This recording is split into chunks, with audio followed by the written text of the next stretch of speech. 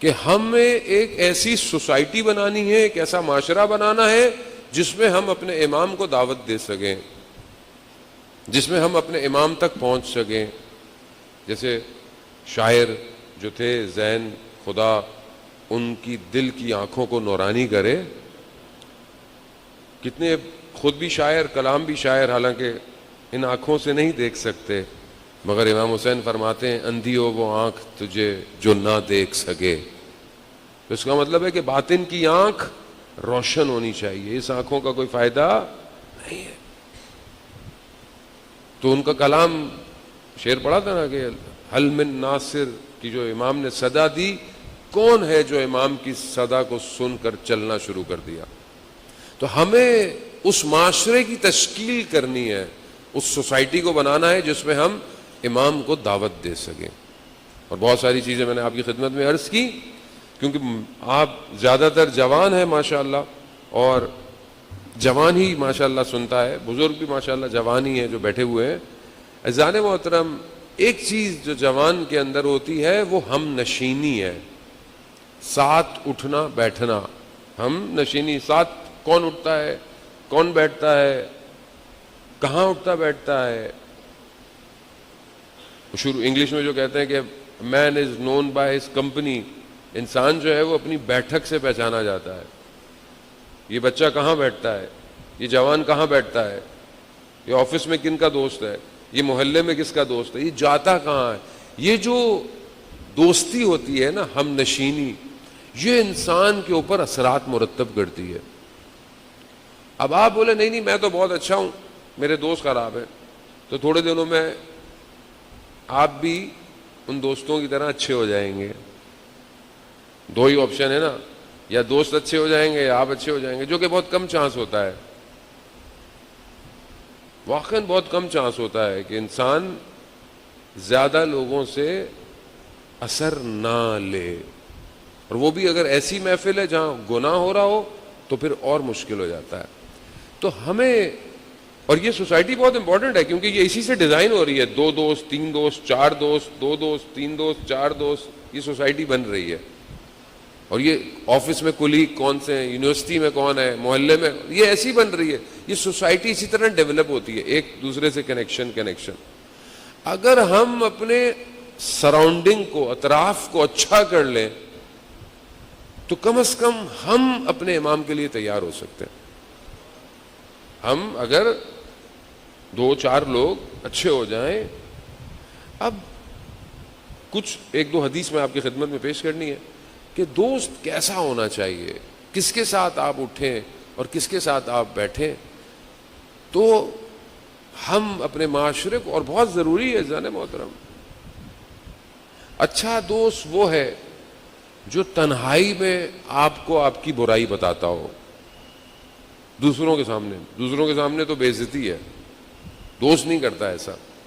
دوست تنہائی میں آپ کی برائی اگر اچھا دوست برائی کو پہلے سے آپ کے لیے نشاندہی کرتا ہے. اور کتنا اچھا وہ دوست ہو جو اپنے دوست کو تہجد کی نماز میں اٹھائے. ایسا دوست، اب آپ کہیں گے مولانا صاحب ایسا میرا کوئی دوست نہیں ہے، تو آپ کسی کے دوست بن جائیں. ایسے آپ اس کو فون کر کے اٹھائیں، تہجد پڑھ لو.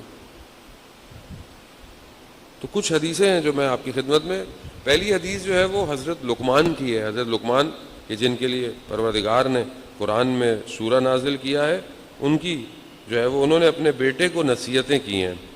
اور یہ نصیحتیں جو انہوں نے اپنے بیٹے کو کی ہیں، اور حضرت لقمان دیکھیں، حضرت لقمان نبی نہیں تھے مگر اور غلام تھے، لیکن اللہ نے حکمت کو ان کے اندر جاری کیا ہوا کہ اللہ نے قرآن کا سورہ ان کے نام سے نازل کر دیا. یعنی آپ اگر اپنے اندر اتنی ایبلٹی پیدا کر دیں تو پھر آپ کا ذکر قیامت تک ہو سکتا ہے. جیسے حضرت لقمان جو ہے وہ اپنے بیٹے کو نصیحت کرتے ہیں کہ یا بنیا جالس العلماء وزاحمہم برکاتک، کہ اے میرے بیٹے عالموں کے ساتھ، دانشمندوں کے ساتھ، علماء کے ساتھ بیٹھا کرو اور دو زانو ہو کے بیٹھا کرو. کیوں؟ کیونکہ اللہ تعالی ان کے وجود کی وجہ سے تمہارے دل پر حکمت کا نور زندہ کر دے گا.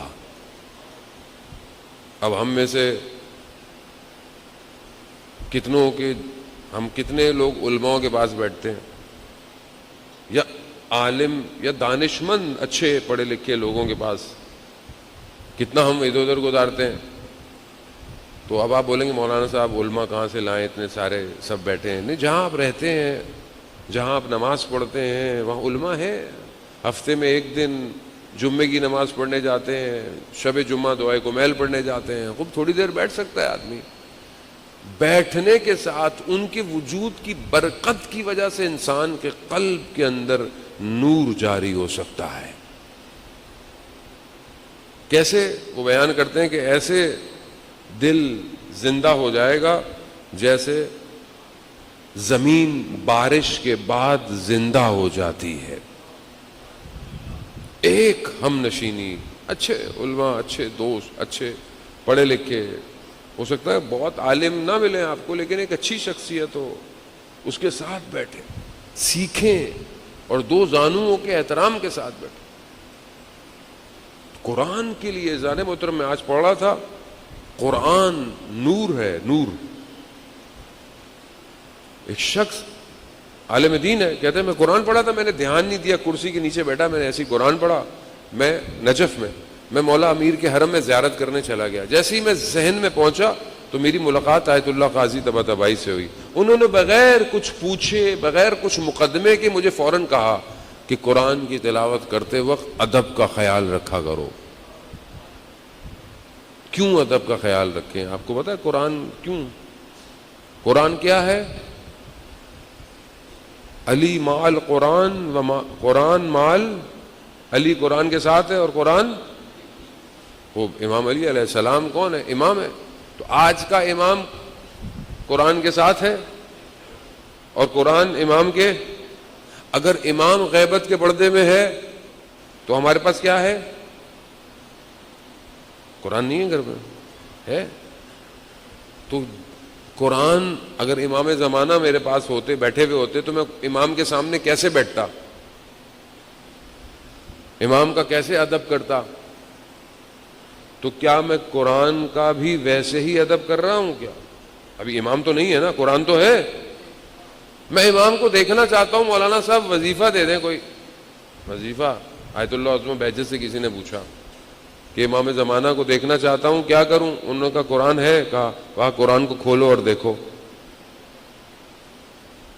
مگر ہمارے ہاں تو قرآن لحاف میں مخمل کے، اس پہ ڈوری بھی اتنی لمبی ہوتی ہے کہ 10 دفعہ لپیٹی جاتی ہے اور اوپر رکھا ہوا ہے بس. عزیزان محترم، قرآن نور ہے، نور. اگر آپ چاہتے ہیں آپ کے اندر نور آئے تو قرآن کی تلاوت کریں. کلام الہی ہے. جس ہستی سے امام حسین نے کیا کہا؟ اگر خدا سے ملاقات چاہتے ہو. اب اس لیے آئے نا، میں بار بار اس لیے ریپیٹ کرتا ہوں کہ آپ موضوع سے دور نہ ہو جائیں. امام نے کیا فرمایا کہ خدا سے ملاقات چاہتے ہو، جس شخص سے آپ ملنا چاہتے ہیں کیا آپ اس کی باتیں سننا پسند نہیں کریں گے؟ جس شخص سے آپ ملنا چاہتے ہیں اور آپ کو کہا جائے کہ جس سے آپ ملنا چاہ رہے ہیں یہ کتاب تو اسی کی ہے، آپ کہیں گے ہاں بڑے شوق سے دیجئے. کیا کہا ہے اس نے؟